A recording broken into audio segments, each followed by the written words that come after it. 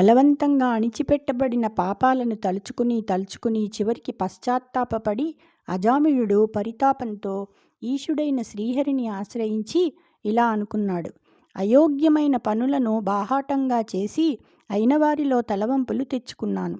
మిక్కిలి ముసలినైపోయి పెక్కు కర్మబంధాలలో చిక్కుకుని నిందల పాలయ్యాను. చదువు చట్టుబండలయింది. శాస్త్రం మట్టి కొట్టుకుపోయింది.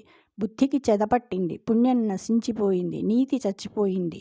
కృతజ్ఞత లేని వాడినై సహజంగా నాకు బంధువులైన వారిని, బాల్యంలో నాకు ఏ ఆపద రాకుండా పెంచిన సజ్జనులు శుభకరులు అయిన నా తల్లిదండ్రులను విడిచిపెట్టాను.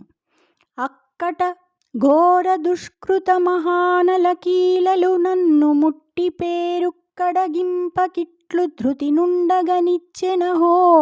దురాత్మునింగ్రక్కున తల్లిదండ్రుల నకల్మష చిత్తుల పెద్దలన్ మరే దిక్కును లేని వారి పలు ద్రిక్కుల పెట్టుచు పారదోలితిన్. అయ్యో, భయంకరమైన మహాపాపాగ్ని జ్వాలలు నన్ను చుట్టుముట్టి నశింపచేయకుండా ఇంకా ధైర్యంగా ఇలా ఉండనిచ్చింది దైవం. ఆహా, నేను మహా దుర్మార్గుడిని. నిర్మల చిత్తులు పెద్దవారు ఇంకా ఏ దిక్కులేని తల్లిదండ్రులను పెక్కు తిప్పలు పెడుతూ ఇంటి నుండి వెళ్ళగొట్టాను గదా. జై శ్రీకృష్ణ.